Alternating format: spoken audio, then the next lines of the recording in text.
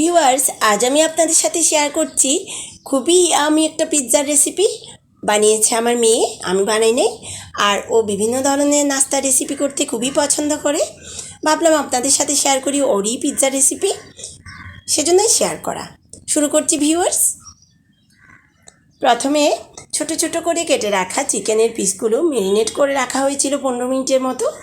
আর ম্যারিনেটের সময় যা যা দেওয়া হয়েছিল তা হচ্ছে হাফ চা চামচ হলুদ গুঁড়ো, হাফ চা চামচ লাল মরিচের গুঁড়ো, হাফ চা চামচ ধনে গুঁড়ো, হাফ চা চামচ জিরে গুঁড়ো, হাফ চা চামচ মুরগির মাংসের মশলা, আরও দেওয়া হয়েছে পরিমাণ মতো লবণ, আর দেওয়া হয়েছে কিছুটা পরিমাণ সাদা তেল। এটা দিয়ে মেখে 15 মিনিটের মতো ঢাকা দিয়ে রাখা হয়েছিল।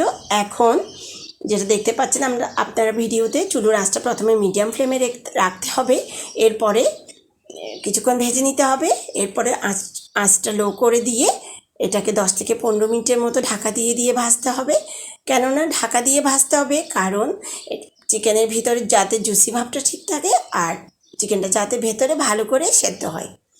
আর যেহেতু এটা পিৎজার উপরে দেওয়া হবে সেজন্য এটা একটু ক্রিস্পি করতে হবে, পিসগুলো একটু ক্রিস্পি করতে হবে, প্লাস জুসি ভাবটা অবশ্যই থাকতে হবে, সেজন্য ঢাকা দিয়ে ভাজতে হবে।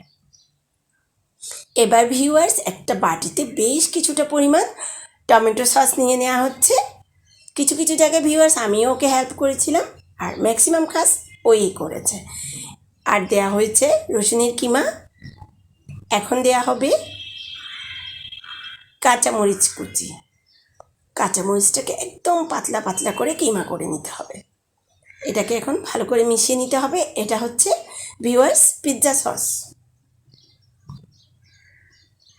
তৈরি হয়ে গেল পিৎজার জন্য সস, খুবই ইয়ামি একটা সস। এবার চলে আসলাম ভিউয়ার্স ডোয়ের কাছে। ডোটা আগে থেকেই প্রস্তুত করে রাখা হয়েছিল, আর আমার প্রোফাইলে আগে থেকেই ডোয়ের রেসিপি ভিডিও আপলোড করা আছে। আপনাদের যদি প্রয়োজন হয় বা দেখতে ইচ্ছা হয় তাহলে আমার প্রোফাইল ভিজিট করে আসতে পারেন।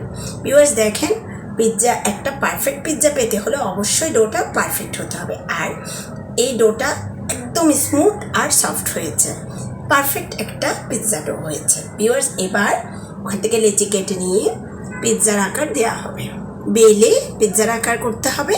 আর এটা করছে আমার মেয়ে, আর আমি গোল করে রুটি বেলতে পারি না, ও পারে, ও বেশ সুন্দর করে পারে। এখনও এটাকে শেপ দিয়ে নিচ্ছে, পিৎজা শেপে দিয়ে দিচ্ছে। দেখেন ভিউয়ার্স, খুব সুন্দর করে এক সমান করে গোল করে বেলে নিয়েছে রুটিটা। এবার একটা থালাতে কিছুটা পরিমাণ সাদা তেল ব্রাশ করে নিতে হবে হাত দিয়ে। এরপর এখানে রুটিটা দেওয়া হবে, পিৎজা রুটিটা এখানে দেওয়া হবে।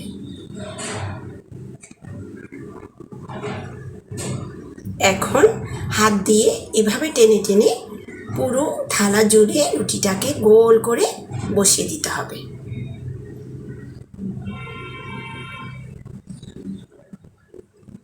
বসিয়ে দেওয়া হচ্ছে ভিউয়ার্স, বেশ সুন্দর করে গোল করে বসিয়ে দেওয়া হয়েছে। এবার একটা কাঁটা চামচের সাহায্যে পুরো রুটি জুড়ে অসংখ্য অসংখ্য ছিদ্র করে দিতে হবে, যাতে সসটা ভালো করে ঢুকে, রুটির ভেতরে সসটা ভালো করে ঢুকে, সেজন্য এভাবে অসংখ্য অসংখ্য ছিদ্র করে দিতে হবে। আর সসটা এখন দিয়ে দেওয়া হচ্ছে ভিউয়ার্স, সসের লেয়ারটা দিয়ে দেওয়া হচ্ছে, এক সমান করে দিতে হবে পুরো রুটি জুড়ে। এবার দেওয়া হচ্ছে ক্যাপসিকামের পিসগুলো, এক সমান করে কেটে রাখা ক্যাপসিকামের পিসগুলো দিয়ে দেওয়া হচ্ছে। প্রত্যেকটা লেয়ার খুব সুন্দর করে সাজিয়ে দিতে হবে, যাতে পিৎজাটা দেখতে অনেক অনেক সুন্দর লাগে আর ইয়ামি লাগে দেখতে। এবার পেঁয়াজ কুচিটা দিয়ে দেওয়া হচ্ছে, এক সমান করে কেটে রাখা পেঁয়াজের টুকরোগুলো দিয়ে দেওয়া হচ্ছে। এরপর দেওয়া হবে ভিউয়ার্স ভেজে রাখা জুসি জুসি ক্রিস্পি ক্রিস্পি চিকেনের পিসগুলো, এক সমান করে পুরো রুটি জুড়ে চিকেনের লেয়ারটা দিয়ে দিতে হবে। এবার যা দেওয়া হচ্ছে, এটা হচ্ছে মোজারেলা চিজ। এটা হচ্ছে পিৎজার অন্যতম একটা উপকরণ। এই উপকরণটা ছাড়া কোনো দিনও পিৎজা পরিপূর্ণ হয় না, আর এটাতেই পিৎজার আসল টেস্টটা আসে, সেজন্য অবশ্যই অবশ্যই চিজ অ্যাড করতে হবে। এখন এটা প্রথমে ছোট গ্রেটারের সাহায্যে দেওয়া হয়েছিল, পড়ছিল না, যার কারণে আবার বড় ছিদ্রওয়ালা গ্রেটারের সাহায্যে চিজটা দিয়ে দেওয়া হচ্ছে। বেশ কিছুটা পরিমাণ চিজ দেওয়া হয়েছিল পিৎজাটাতে। দিয়ে দেওয়া হচ্ছে ভিউয়ার্স। এবার তাওয়া গরম করে রাখা হয়েছিল, আর এখন থালাটা বসিয়ে দিয়ে একই সাইজের আরেকটা থালা দিয়ে ঢেকে 20 মিনিট মিডিয়াম ফ্লেমে রেখে রান্না করে নিতে হবে পিৎজাটা। দেখেন ভিউয়ার্স, খুবই ইয়ামি একটা পিৎজা তৈরি হয়ে গিয়েছে। কেমন লেগেছে রেসিপিটা কমেন্টে জানাবেন ভিউয়ার্স। আমার মেয়ের রেসিপিটা কেমন হয়েছে কমেন্টে জানাবেন আমাকে। আর এটা খেতে অনেক অনেক সুস্বাদু হয়েছিল। ভিডিওটা দেখার জন্য আপনাদেরকে অসংখ্য অসংখ্য ধন্যবাদ। সবাই ভালো থাকবেন, সুস্থ থাকবেন, আর আবারও নববর্ষে অনেক অনেক শুভকামনা জানাচ্ছি সবাইকে। ধন্যবাদ সবাইকে।